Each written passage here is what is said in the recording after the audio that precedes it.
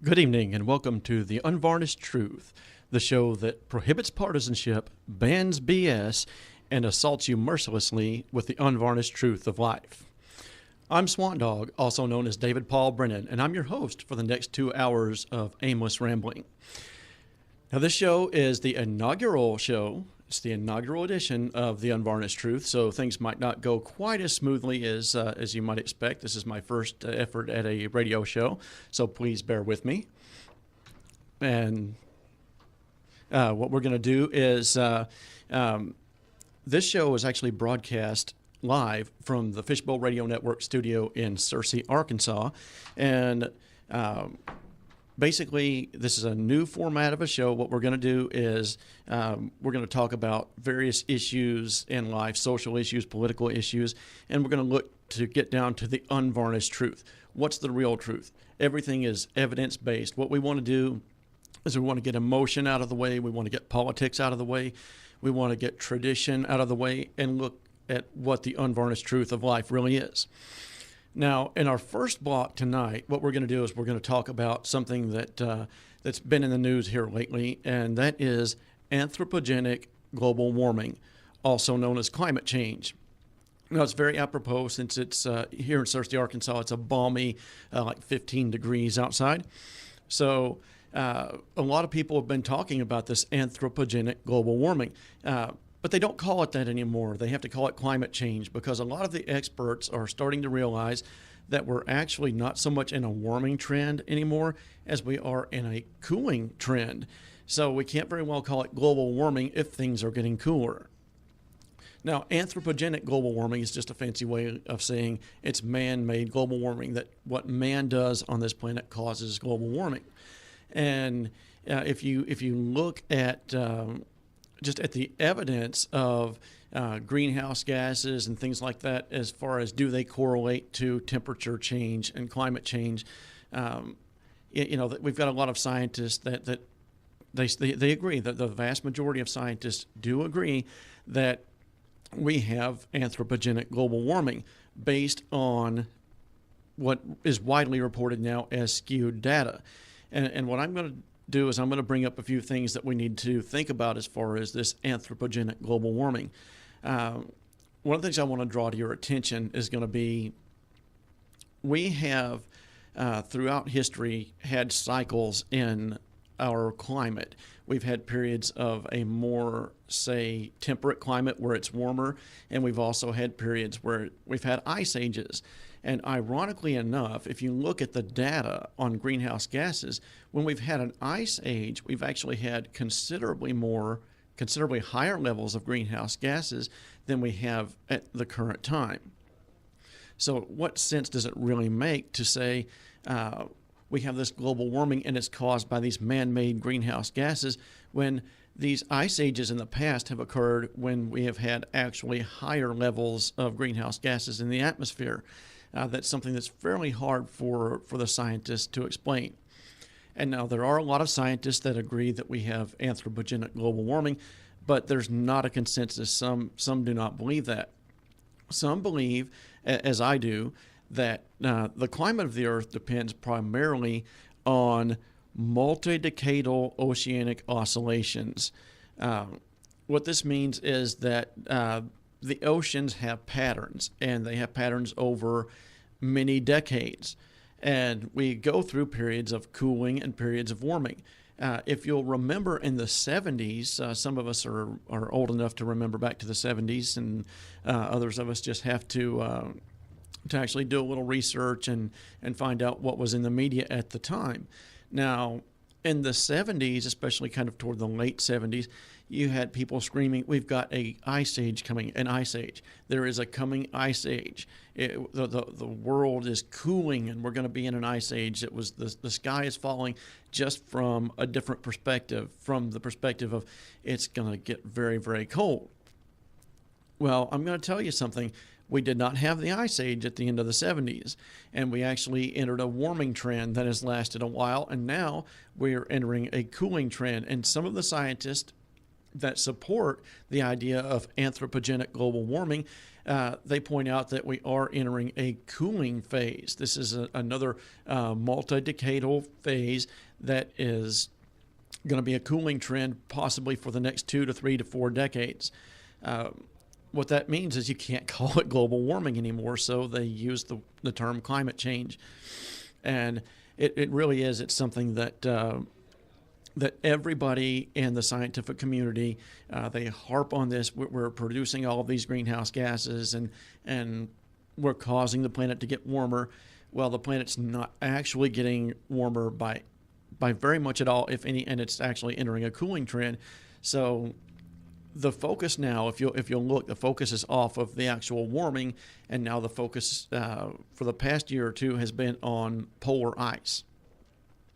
And I'm going to tell you something in the 20s that you can read reports from scientists in the 20s, and they were talking, maybe like 1921, 1922, 1923.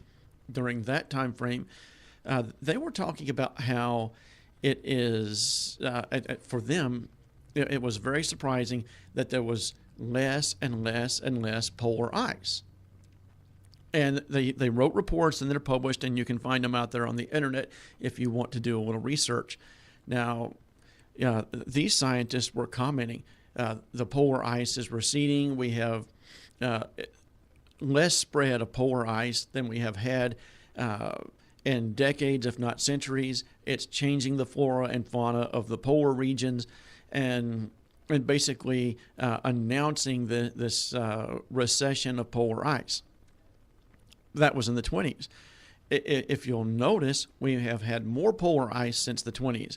Now, we have had a trend where we've had less polar ice, but that's actually, according to a lot of reports, that's starting to reverse. And for the past couple of years, and continuing now, we have this trend where we're actually adding polar ice. Now, the proponents of anthropogenic global warming, they say, but this is all new ice and it's thin ice. Well, ice to me is ice. I'm not sure if you should be making any distinction as far as new versus old. I don't think it really matters as far as our climate goes. I think it's just, ice is ice. And is it thin ice? How do they know? Are they getting up there and are they actually taking core samples and doing measurements? I would like to see some of this. Or are they just saying, well, it's new ice, so it's got to be thin ice and all of this kind of stuff, because it doesn't really fit their model. It doesn't really fit their argument. So I would really kind of like to know that. What is their actual research to determine if the ice is newer or thinner? I'm not really even sure how you date ice. I'm sure they have a way to do it, but I'm not sure how you do that to know how old it is. I'm gonna talk about something else too. When we talk about polar ice, we also need to mention glaciers. Now, we know that glaciers progress and recede. And in fact, we've had glaciers that have receded and uncovered tree stumps, which means there was vegetation there before the glaciers were there. So we know that the glaciers advanced and then the glaciers receded. And the Earth has these cycles. We go from temperate climates to cooler climates. And that is true climate change. That's what we can say is actual climate change and is supported by the evidence. Whether it's caused by man is a huge question, and I'm not so sure that it is. Another thing on this polar ice, this is something that kind of that this really gets to me. They talk about the polar ice caps are melting, and when the polar ice caps melt, we are going to have ocean levels rising dramatically. Now, what I would like for you to do is to take a glass of water and drop as many ice cubes into that glass of water as you can, and draw a little line on the glass of where the water level is. And once that ice has melted, draw a line and see where the water level is there. What you're going to notice is that the water level actually decreases. If it changes at all, it's going to decrease. It's not going to increase. Well, that's going to be the same with the polar ice that they say is melting. If it all melts, we're not going to see a rise in ocean levels. It doesn't make sense. It kind of defies physics because, as we know, ice is less dense than water. And ice floating in water when it melts, does not raise the level of the water. So there's another little hole in the argument of the proponents of anthropogenic global warming, of course, which of course now is called climate change. Now, if you look through the history of the world and you look at ocean levels, we have had ocean levels, and we know this, ocean levels have been much higher than they are now. And somehow the planet survived. So even if we do enter a much more temperate climate oscillation, and even if the polar ice caps do melt, and even if they do raise the ocean levels when they melt, are we necessarily looking at the demise of civilization as we know it? I beg to differ with all the scientists that support this anthropogenic global warming notion, and I don't think that it would be the end of society even if it happened. I think these things, though, they take thousands, if not millions of years to occur. We don't have stark climate changes, maybe very rarely, and the only evidence of stark climate changes that has been the evidence of a starkly changed climate from warm to cold. I believe, I'm not sure if it was a mastodon or a woolly mammoth, but it was actually frozen solid with grass that it was eating still in its mouth. So that's very stark, very fast, very rapid climate change. And that, my friends, was going from warm to cold. We don't have any evidence in any of the rock strata, any of the other geological evidence. We don't have any historical evidence of a rapid change from a cold climate to a warm climate. So even if we do have this climate change, it's going to be over decades, it's going to be over centuries, and the human race is going to be able to deal with it. We're going to be able to handle even if the oceans rise, which I'm telling you they won't, because I've tried this. I have filled a glass of water with as many ice cubes as I could pack in, and it did not raise the water level when the ice cubes melted. That's a simple thing that you can do to prove or disprove the theory that the polar ice caps melting are going to raise our ocean levels. Now I know that a lot has been made that we have all of these really cold spells that we've been having throughout the fall and the winter now, and we're having sort of some record cold temperatures and all of that. That really doesn't mean anything. I don't want to say that the cold temperatures we are having now disprove global warming. I don't want to say that because I don't think that it's true. I think that science actually has a technical term for what we're experiencing right now, and that's called winter. During the winter, we get colder weather. So do not expect that the cold weather that we're having now is the end of quote-unquote global warming or climate change. It really doesn't mean a thing. It just means that it's winter, and we have warmer winters and cooler winters, and that kind of thing happens. Now, with anthropogenic global warming, I want to talk about something else. Although humans do pollute the planet, we unquestionably pollute the planet. I'm not saying that's a good thing at all. I think it's bad. I think we do pollute the planet too much. But we have, or the planet actually has, a mechanism for healing itself from the pollution that we put into the atmosphere. And that mechanism is called trees. Trees actually scrub our atmosphere for us, and they take out the bad gases and they put in oxygen for us to breathe. And it's clean. So we have trees scrubbing the atmosphere, taking out the greenhouse gases that we put in. And the levels right now are not just catastrophically higher than they were before the industrial era. They're just not. There's nothing to prove that. And what we need to look at with this anthropogenic global warming is, yes, we're polluting, but how much effect is the pollution that we do put into the atmosphere actually having? And I would submit to you that it's very small. Do we need to clean up the air? Do we need to stop polluting? yes, I think that we do need to take steps to reduce pollution. However, it is not the cause, and I don't see the evidence when you take away all of the emotion and you look at just the facts, just the evidence as far as levels of greenhouse gases versus the temperature of the planet at the times that those levels are recorded. It does not support greenhouse gases as the cause of global warming or climate change, and it certainly doesn't support the idea of anthropogenic global warming or global warming that is caused by all of the pollution, the greenhouse gases that that man is putting into the air. So here, what we've got is a situation where it's a really popular kind of notion to have out there, and a lot of people are signing on to it. Yes, we have this anthropogenic global warming.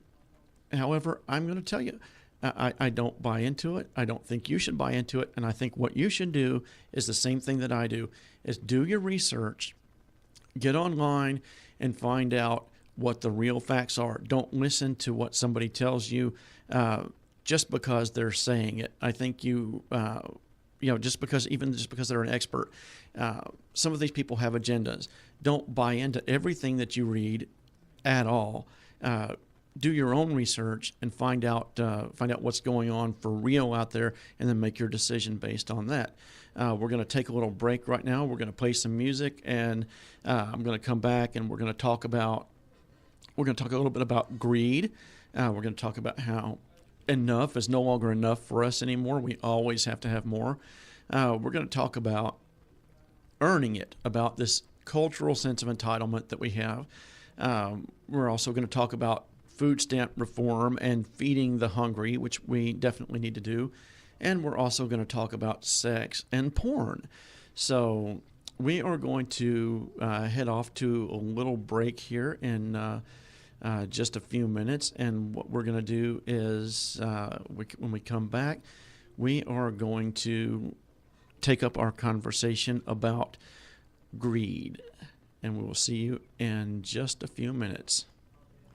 Little Eddie Vedder there from the soundtrack of the movie Into the Wild. A very appropriate song for the lead into our discussion of greed. I particularly like the lyrics, "We have a greed with which we have agreed." Now, we're going to use this segment to talk about our ever-increasing need for more and more stuff. Now, after that atrociously rough last segment, I should let you know that if you want to comment on anything that I have to say on the show, all you have to do is go to my Facebook page. It's facebook.com/David Paul Brennan. And, it's really easy to find, and you'll see me there. And if it says David Paul Brennan and Swan Dog below it, you've got the right one. And just shoot me a message on Facebook, and maybe I'll use it on the air, maybe I won't. Now, this is a show that prohibits partisanship and bans BS. So if you're not talking about something that's evidence-based, if you're just towing the party line, if you're blindly following some ideology and just completely ignoring evidence to the contrary, then I'm not going to use your remark. Now, if you are contributing something of value to the conversation, I'll be more than happy to put your comments on the air. Now, we do have a segment at the end where we'll use some listener comments in our listener feedback section, but occasionally, if it warrants, I'll go ahead and go to a comment during the primary discussion. Now, the title of this segment is "Enough is Not Enough." We no longer can be happy with just what we need. And I'm going to tell you something. In the 40s, if you had an 800 square foot house, you had a nice house. Now, in 2014, if you've got a 1,600 square foot house, well, it's kind of small, it's cozy, but it's livable. That's just one example of how enough is no longer enough. For decades, we got by with a lot less than we have now.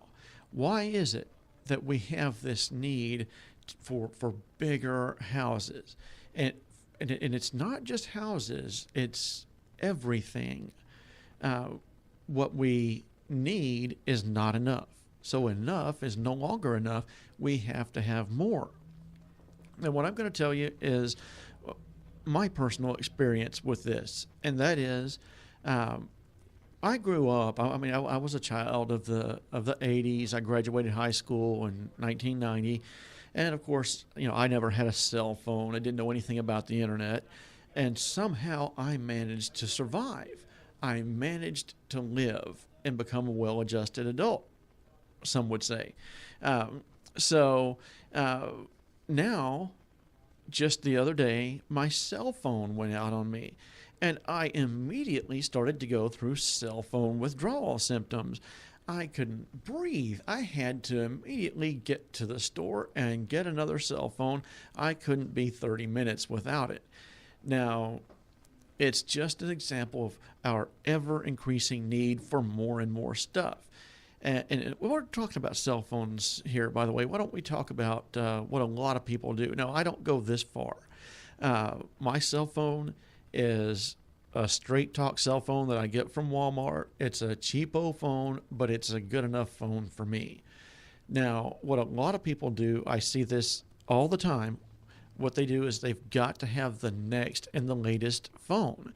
It can't be, the last edition of the iPhone. As soon as a new iPhone comes out, that's what they've got to have. And it's the same with cars. If you've got a decent car and it gets you where you need to go and it's in good repair, why not be happy with that car if it meets your needs? Instead, what we do is we look at what those around us have, and we don't feel like what we have is good enough when somebody else has something that we perceive or that culture perceives to be better. It's the same way with computers. I never had a computer until probably, 1995. I managed to live my life without the computer. Now the computer is a necessity, and with it being a necessity, it's also a necessity to have the latest and the best. I'm probably my computer. I'll tell you, I've got a computer that is 2 or 3 years old, and I've got a laptop that's 3 or 4 years old, and those suit my needs just fine. As long as nothing happens to my computers, I will keep using those two computers until they die.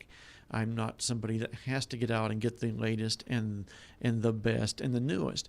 But we have this cultural phenomenon going on where what our parents had is not enough for us. And what our grandparents had is certainly not enough for us. Now, I've heard stories of my grandparents during the Great Depression and shortly afterwards, and they had very, very little. And they somehow managed to live because I exist. And that's proof enough that my grandparents lived. I know about my parents and how that they had much less than I have now. But somehow I feel today as if with what I have, I'm barely getting by. I'm just barely making it. And I really shouldn't feel that way because I really and truly have a lot. And as a culture, as a society, we have to take a look at ourselves. We need to re-examine what our priorities are and determine what really is enough and establish what is enough for us.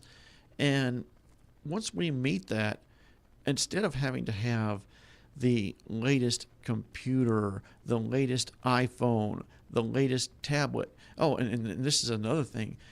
For a long time with laptops, the next one that would come out would have a bigger screen. So you always wanted a bigger and bigger screen on your laptop.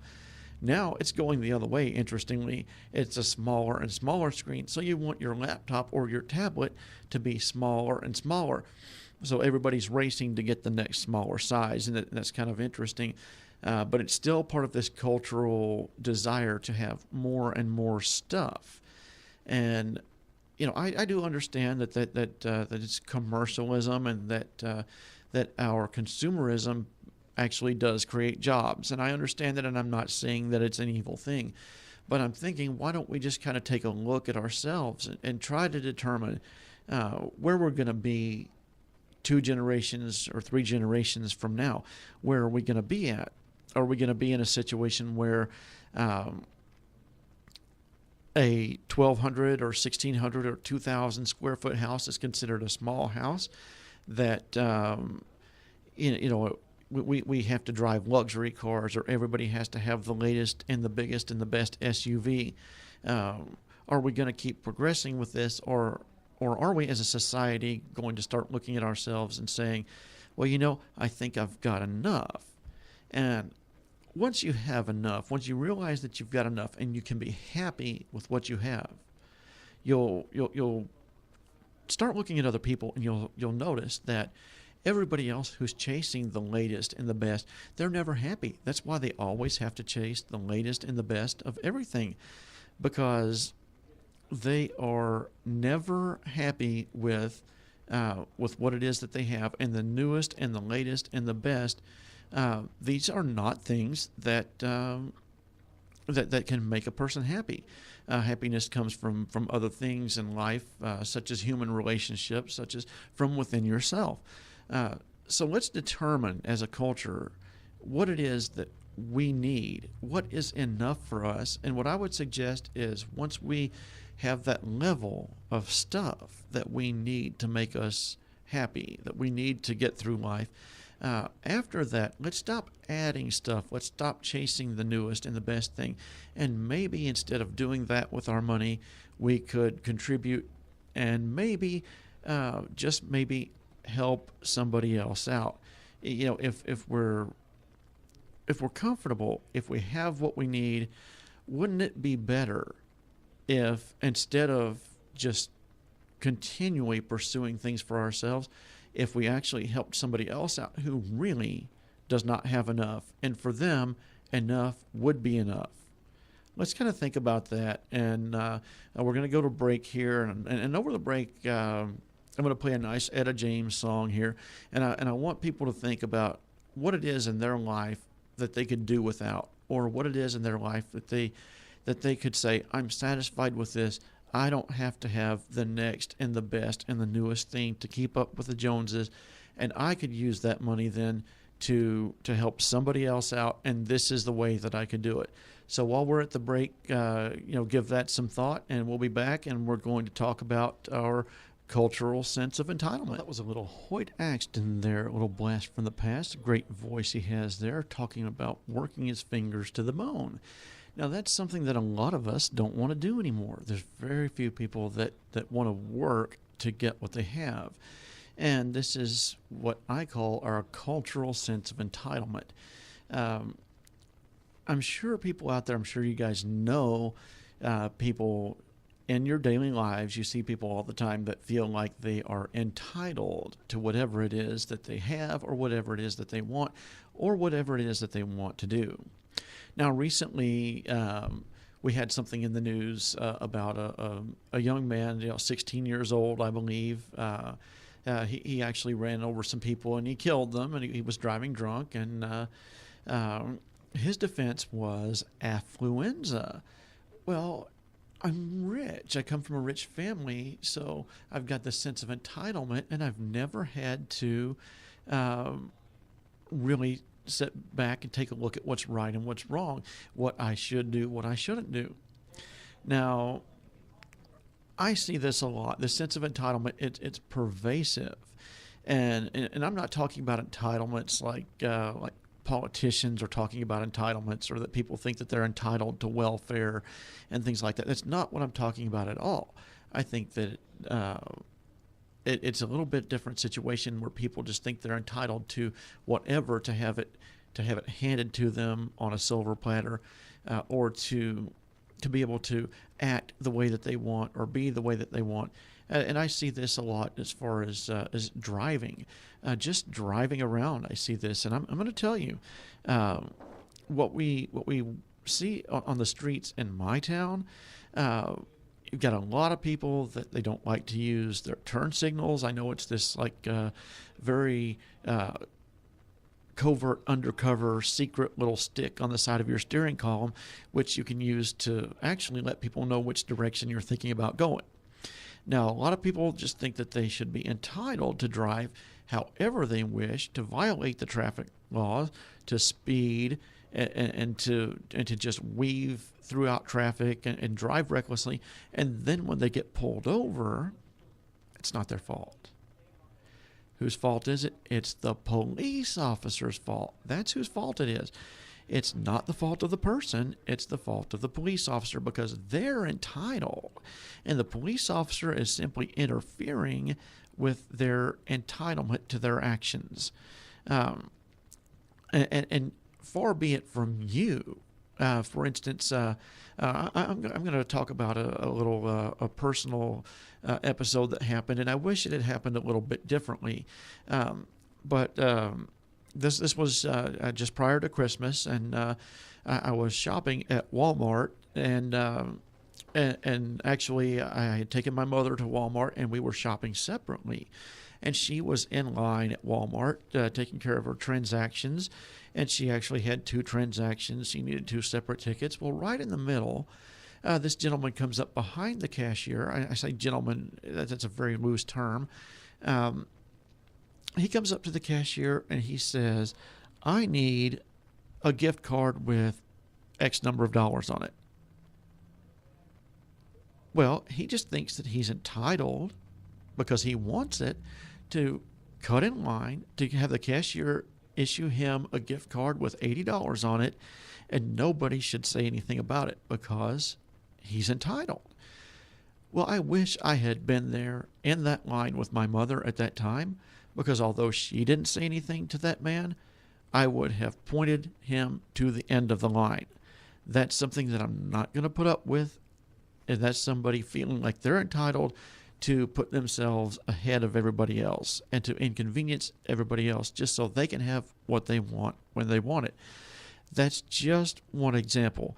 I'm going to tell you something else. You find people, athletes in sporting events, when they lose, it's never that they lost. It's never their fault. I mean, it's always the fault of, oh, well, the other people, they didn't play fair, they cheated, the other team cheated, or the officials made bad calls. There's no accountability because they're entitled to win. When they don't win, somebody else must have interfered with their entitlement to win. So it really pervades our culture.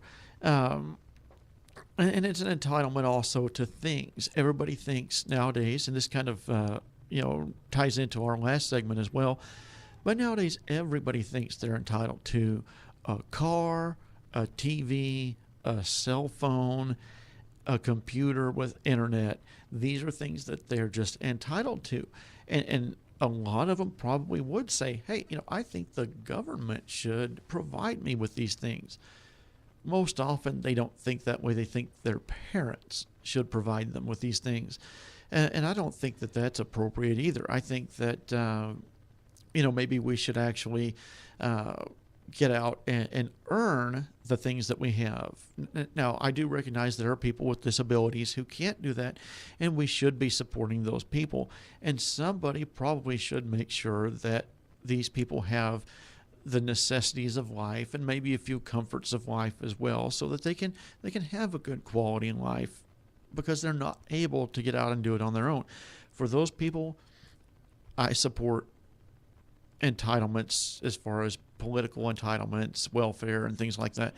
But what I don't support is the sense that we have in our culture that we're just entitled to whatever we want, whenever we want it.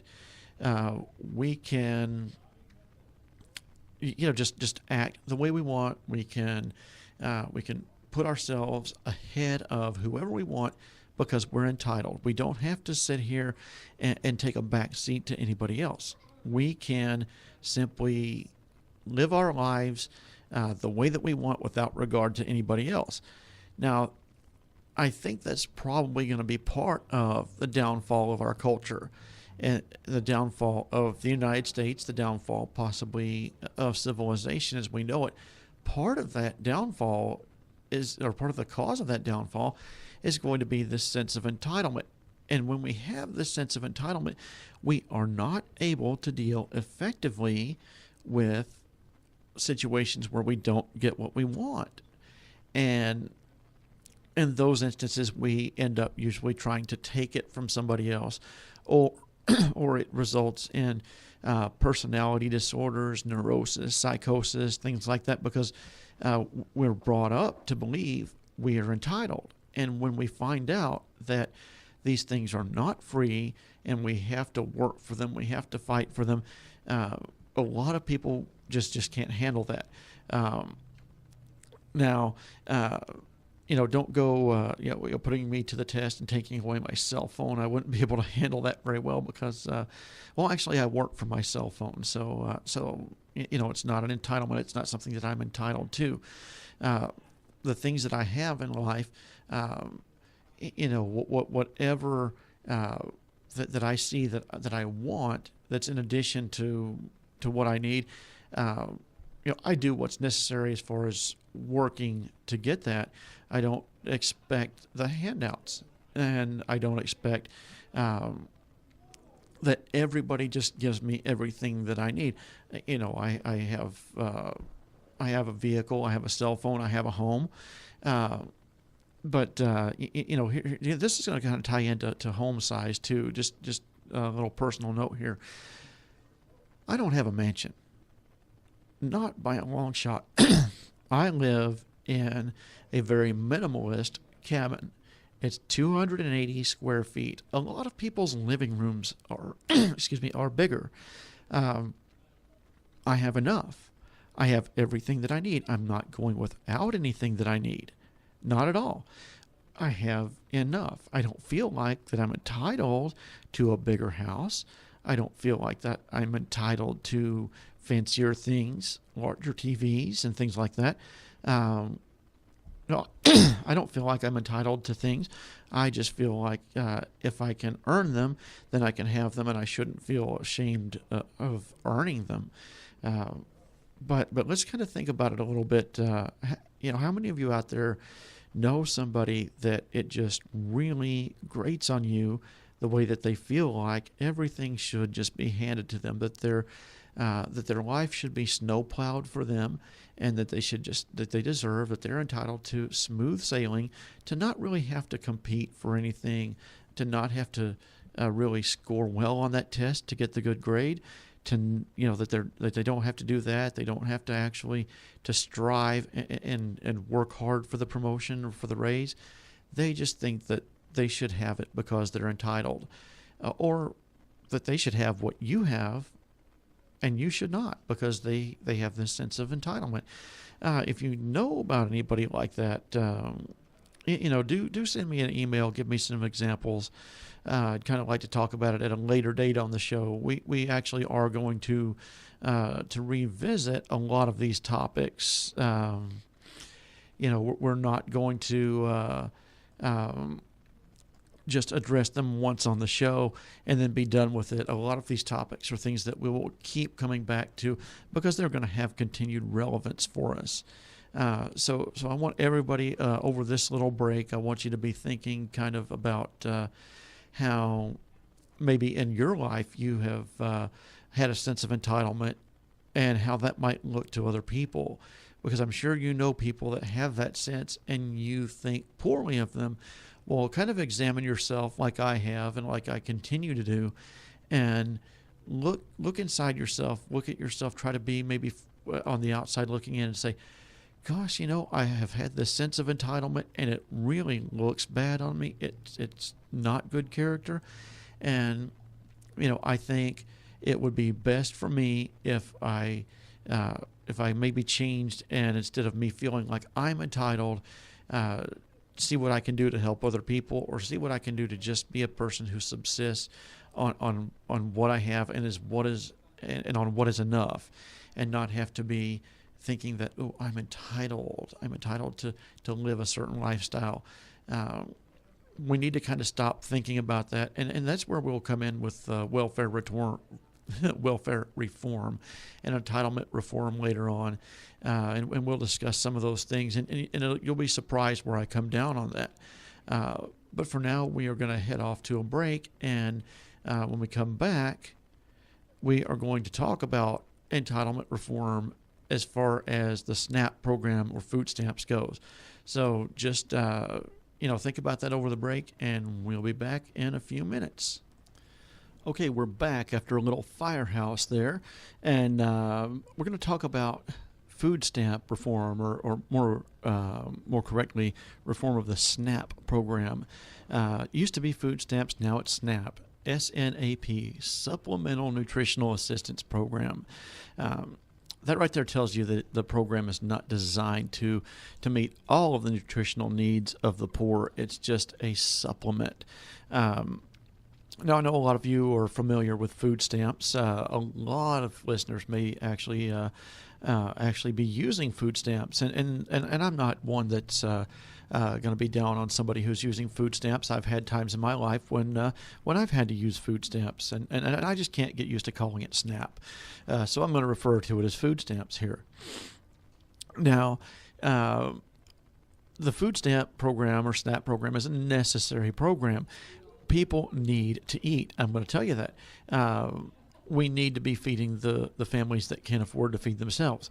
However, I think there are some things that we need to do. Arkansas, I can tell you what Arkansas does is, if you're on SNAP, they want to make sure if you're not disabled, they want to make sure that you're actually out trying to work. If you don't have skills, that you can be picking up these skills to actually get a job, because they want to transition you off of the SNAP program.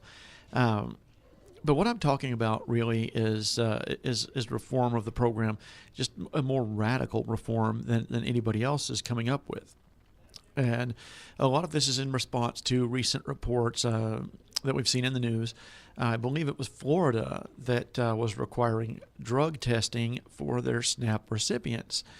And there was a court that I believe rightly invalidated that law, calling it a warrantless search. I do believe that was a correct decision by the court. But why don't we look at this underlying problem of drug use by SNAP recipients? Now, a lot of people, like on Fox News, they're making it out like that drug users compose a greater percentage of SNAP recipients than they do the population as a whole, and I'm not going to buy into that. I'm not going to fall into that trap. I'm going to think that as far as SNAP recipients versus the population as a whole, there's probably about an equal percentage of drug users or criminals in general. Now, what I'm going to talk about, though, is why that they have this rule. And they say that they have the rule so that the state or the government is not supporting these lifestyles of drug use. And they also talk a lot about the fact that they can sell their EBT cards, because your food stamps come on an EBT card now. I know they used to come in little food coupons is what they were called. But they realized that people were selling those and they were trading them for drugs, and they decided to come up with this EBT card. It didn't help. People still sell them. They still trade them for drugs, because they're basically money that whoever you're trading them off to can use to buy the groceries that they want. So drug testing is not really an effective way to address that type of fraud in the SNAP program. And I'm going to say that it's a significant amount of fraud. It seems to be, from all reports, a very significant amount of fraud. But to just drug test, I don't think that's an effective way of dealing with that. And here's another consideration. Say you drug test. There's a family that's a husband and wife and 4 children. Say you drug test, and the husband and wife take their test. The wife comes up clean. The husband tests positive for marijuana. you cut the family off of food stamps. Who are you hurting? You're hurting the children. So there's got to be a better way. There's got to be a different way that we can kind of police this program than to hurt children. We're going to stop feeding the children because of the actions of their parents. That doesn't really make a lot of sense. It's certainly not compassionate. So what we need to think about is, what can we do as an alternative way to feed the hungry, where we don't have this fraud and abuse, and we're not supporting lifestyles of drug use, and nobody's taking the benefits that they receive and trading them off for drugs. Well, in 2008, in late 2008, there was this guy that wrote a book and published a book called 50 Programs to Save the Economy. And I will highly recommend this book. You should go to Amazon.com and order it tonight. The author, the name might sound familiar. It's David Paul Brennan. Yes, I did write this book and publish it in 2008. And what we did, I did a lot of research, and what I came up with was two ways that we can address this situation of feeding the hungry. And that's to do away with the SNAP program as we know it. Instead of having a situation where people get EBT cards and they can trade them for whatever they want, I think we should invest in a network of food banks where people can, if they're SNAP recipients, then they can go to these food banks and they get the food. This way we know that what they're spending the money on is food. We know that they're not taking an EBT card and they're not trading it off for drugs or anything like that. It's really easy for them to do at this point, but we can kind of put an end to that if we just re-examine the way that we do things. If we look at it from a different perspective, and we say, it would create jobs if we were paying people to man these food banks where the people would get their food. And, they could just go and get whatever they needed and get their nutritional needs at least supplemented, if not met. And we wouldn't be supporting a lifestyle of drug use. Because I'm going to tell you something. Although I could, if I wanted to, it would be very easy for me to take an EBT card and to go and sell it for cash or trade it for drugs if I wanted to. It would be a lot harder for me to go to one of these food banks and to walk out with a bag of rice and a can of refried beans and sneak around back to the drug dealer and say, "Hey, buddy, I got this can of rice and these, this can of refried beans and this bag of rice. You want to trade me for a dime bag?" I don't think that that's going to happen. It's going to be a lot harder to do. So actually what you're going to be doing, if you have this network of food banks, is you're going to be making sure that the food actually gets to the people who need it, that the aid is actually going toward feeding the people as opposed to going to buying drugs or anything else that they might buy with the proceeds of selling their EBT card. Now, that's to me, it's a no-brainer. It's a simple thing. It's a simple fix. Now, I realize, part of the reason for the EBT card is to get rid of the stigma of being on food stamps. Well, I'm sorry if there's a stigma. When I was on food stamps, I was not ashamed to use my EBT card. And maybe there should be just a little bit of a stigma. Not so much that it traumatizes people, but maybe there should be a little stigma that would encourage people to think outside the box, maybe to look for jobs where they haven't looked before, or to innovate, to do something unique that's going to bring in an income so that they wouldn't be on the food stamps anymore, so they wouldn't be looked at differently than other people. And so yes, I understand there would be a stigma of going to one of these food banks to get food. However, I think the people that really need it wouldn't be bothered by that stigma at all. In fact, I know quite a few people that hit every food bank that they can. In our area, there's food banks, and I think it's 60 days that you have to wait between going to a food bank. But there are people that make the rounds and they hit one of them every week. So the cycle then starts again, and they're getting their food every week, and the stigma doesn't seem to bother them. So I think for a lot of people, the stigma is not even an issue. Why don't we look as far as reforming our SNAP program? Why don't we look toward supporting our food banks, creating new food banks where people can actually get the food, where the aid money goes to feed the people that we say we're feeding, rather than into an EBT card that they can trade away for something else that is definitely not food. It would go a long way toward actually making sure that we're effectively managing at least one of our entitlement programs.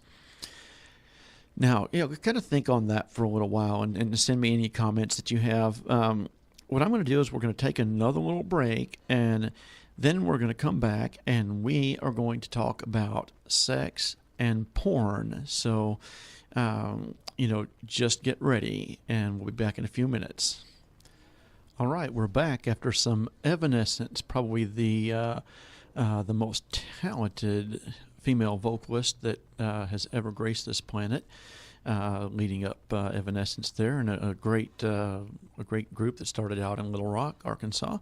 Now we're back for the segment that everybody's been waiting for, where we talk about sex and porn. Now, I'm sure everybody has noticed that TV has changed, definitely changed since the 50s, and there's more and more sexual content on TV. And we have a lot more easy access to porn than we ever have. You don't have to go into a bookstore or a gas station and buy a magazine and be embarrassed about that. You can just click over to it on the internet. But that's not what I'm here to talk about tonight. What I'm here to talk about is kind of the opposite of what you might expect. I'm going to talk about our cultural war on sex. The United States, although we're becoming a little bit more libertine, we're still a very puritanical country when it comes to sex. And I'm going to say some things that are going to kind of shock you, but if you think about them, you're going to realize that they're true. And one of those things is that in the United States, and probably in the world, but specifically in the United States, sex is worse than murder. And I've got proof of this. You can turn the TV on prime time just about any evening and see a guy get blown away. But you can't turn on the TV prime time any evening and see a guy get blown. Now, this is because we view sex as worse than violence, as worse than murder. We can have graphic depictions of violence and murder on television, and that's considered free speech. But when we start having sexual speech, that is not considered free speech. It's considered obscenity, which doesn't even qualify as speech. Now, I would really like to have a much longer discussion than I'm going to be able to have here about why this is, the underpinnings of this cultural war on sex. But it's there. You can't deny it. Sex is so much of a taboo, and it's more of a taboo than violence and murder. And see, that's what I don't understand. Violence and murder, they're always wrong. They're always sinful in every instance. So you have these things that are unquestionably bad, and yet they are not as taboo as something that should be celebrated, something that should be wonderful, that is, unless it's non-consensual, or as long as it is consensual, it's not illegal, and with certain limitations there, but also it's only arguably a sin. Now, let's look at why we have this cultural war on sex, and we can trace it back to the origins of the United States and of our culture here. And those are very puritanical origins. And a lot of our cultural norms and mores come from this Judeo-Christian philosophy. And I say Judeo-Christian for a reason. It's not pure Christian. And I talk about that in some other materials that I have. I've got a video that's coming out this week where we talk about sex and sin in the context of what the New Testament actually says. But for the purpose of our discussion here tonight, we should just look at where these things come from in a general sense. And so all of the prohibitions on sex, on sexual activities, on public discussion of sex, all of these, whether they're legal prohibitions or just cultural prohibitions, they come from one source, and that is this Judeo-Christian philosophy. And where does that come from but from the law of Moses? And to me, if you're going to call yourself a Christian, you should not go back to the law of Moses, because the New Testament says repeatedly and emphatically that Christ has freed us from that law, that he's destroyed that law, that we cannot be justified by obedience to that law. Yet that's where our sexual rules as a culture come from, is this law of Moses. So it's kind of ironic that we consider ourselves to be a Christian culture, yet for our morality we apply the law of Moses, especially and primarily where it pertains to sex. So, my point of view is we've got a lot of sexual content on TV. Yes, we do. But we have far more violence on TV. So my point of view is, here again, going to shock you, we don't have enough sex on TV, and we've got too much violence. And what we're seeing is we're seeing a more violent type of culture, because violence is deemed acceptable and sex is not deemed acceptable. So let's kind of think about it a little bit. Why is it that we perceive it to be so bad? And I know there are a lot of traditionalists out there. My preacher preaches this, and my preacher preaches that, and you're so wrong. And I'm going to get a lot of comments about how I'm just the spawn of the devil because I don't buy into traditional, what they call Christian teachings with regard to sex and porn and things like that. And talking about porn is not a sin. It's not at all. It's something that, it is an expression. It is entertainment. It's a lot of things, but viewing porn is not a sin. Participating in it, I find it hard to believe that could be a sin, because when we look at the New Testament and we look at what it requires, especially in Romans, we're told that love is all the law requires. And we're told that is the case because if you love others, you will not harm them. Therefore, love is all the law demands. So the law obviously can't demand observance of these other rules, like the sexual prohibitions from the law of Moses. So, this is where this law of Moses and all is where our cultural war on sex comes from. That is where we get this overwhelming desire to prohibit sex and to prohibit sexual discussions, even to the point of, violence is okay, that's protected speech, but we don't talk about sex, and we certainly don't do sex, at least, we don't want people to know that we do it, or want them to know what we do, and we certainly don't talk about it in public.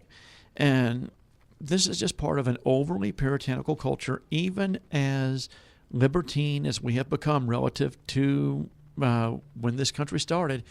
We're still a very puritanical culture with our attitudes towards sex and porn. And this is something that I think we really need to kind of free up. We need to look at ourselves and look at our faith and see if what we are teaching and what we're believing, if that's a true Christian point of view, if it's true Christian theology, or if it's more Jewish, if it's more based in the law of Moses. And I would encourage you to go to my website. It's bsfreezone.net, bsfreezone.net. And later this week, I'll have a video posted that really gets in depth with this. But for tonight, I just want to talk about this cultural sense that we have, how it pervades culture. It's our society that says sex is worse than murder, and I don't understand it. I never have gotten it. Why we can see graphic depictions of violence and murder, and that's considered acceptable. It's not considered obscene, but sex, something that is loving and fun and good, is considered bad. Now, I know there are New Testament scriptures that say sins of the flesh are the worst, but they're misconstruing what sins of the flesh really talks about, which it's talking about selfishness. It's talking about how if you put yourself in front of somebody else, that's the desires of the flesh or the selfish desires, not necessarily the sensual desires. But what this culture of war on sex has done for us is people, they don't feel free, and they feel guilty. They don't enjoy it, and they just don't ever really feel free to explore. But we're gradually getting out of that because we have porn, and you see more and more different activities going on in porn. And I've seen a lot of porn in my time, and I've seen a lot of different activities that are going on, and that are obviously enjoyable. But we have this, at least to those who are participating in them. But we have this kind of sense of what is normal or what is abnormal, what's perverted, so to speak. And where do we get that? We get it still from the law of Moses, because that's where we get the prohibitions on all these specific activities, which I'm not going to get into on this show. But we allow, as Christians, we allow the law of Moses, a distinctly Jewish law, which Christ died on the cross to free us from and to destroy. We allow that to determine what our morality is when it comes to sex and when it comes to porn. And we also allow that morality to set what is normal and what is not normal. When I submit to you that there are a broad range of activities, of sexual activities that people engage in on a regular basis. They're taboos. They don't talk about them, but they do them. The research does bear this out.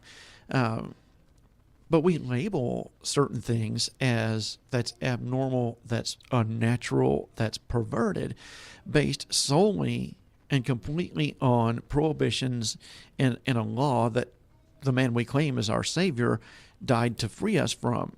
And to me, that's an insult to Christ to carry on this war on sex. A lot of people think that it's the most Christian thing you can do, but it's actually the most unchristian thing you can do, because what you're doing is you're resurrecting a legalism, a structure of sin, a law that Christ died, that he gave his life to free us from and to destroy. So what I would like to see is maybe a more open attitude about sex, and more public discussion possibly of sex, and more actually less judgment and less criticism and less viewing of something that is a wonderful thing as something that is some terrible and dirty thing, as we've been taught to traditionally for centuries and for decades.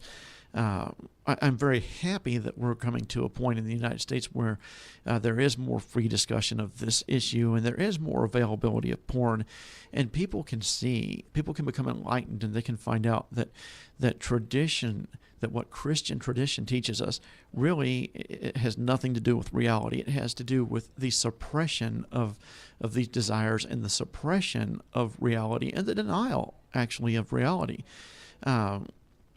Once we get to study the New Testament and we find out that Christ actually freed us from that law, we should discover a freedom to think differently about sex, and also to think differently about porn and its use, and how it can be useful in various situations other than just entertainment. I'm talking in a relationship or a marriage type of situation. So I'm glad that we have this, we're able to openly discuss it. I'm not on this show ever going to discuss it in a specific, in a raunchy, in a titillating fashion. It's always going to be a more academic fashion. Now, sex will come up on this show, and I expect it'll come up quite often, but we're going to discuss it more academically. If you want the titillating, if you want the raunchy, there are places obviously that you can go for that, but it's something that we will from time to time discuss on the show, and I want people to send me their comments, because I want to use the comments on future shows, and I want to get into on future shows how sex and Christianity are not at odds, and how Christianity should not be carrying on this war on sex and this war on porn. So we're going to go to a break, and we're going to come back, and we're going to get into a little listener feedback, and we're going to see what some of you have had to say on some of these issues. So for now, let's just go to a break. Okay, we're back after that segment for a little viewer feedback, and or listener feedback, actually, since this is radio, but it also is on Ustream TV, so I guess it could be viewer feedback as well. Devin Smith writes, how can you ignore the vast majority of scientists who say we have anthropogenic global warming? I'm not ignoring them, Devin. All I'm doing is questioning their science and pointing out that there's science that contradicts theirs. Carol Summerlin writes, you are so right. None of us can settle for just what we need. We must have more. And I totally agree with Carol on that. None of us can be happy with just enough. Lily Ford writes, how can you, in good conscience, call yourself a Christian and go against decades or centuries of traditional teachings? Well, because I call myself a pure Christian. I go strictly by the New Covenant in the New Testament, and the New Testament tells me that Christ died to free me from the rules of the Old. Ryan Crow writes, how on earth do you live in a 280 square foot cabin? Very easily and comfortably. Everything is just right there handy, and it's got enough room for me, and it doesn't allow me to accumulate too much stuff. Freddie Medlock writes, he says, I know kicking a family off of food stamps due to an adult's drug use harms innocent children, but it is still the fault of the drug-using adult. Well, yes, it is still the fault of the drug-using adult, but do we want to let that drug-using adult be the reason that we let children go without food? I think we need to rethink that. That's something I really, really, like to get people to think about. Should we be just blaming it on them, or do we bear responsibility when we do something that harms the children? Now, last but not least, Phil Deal writes, you are a dork.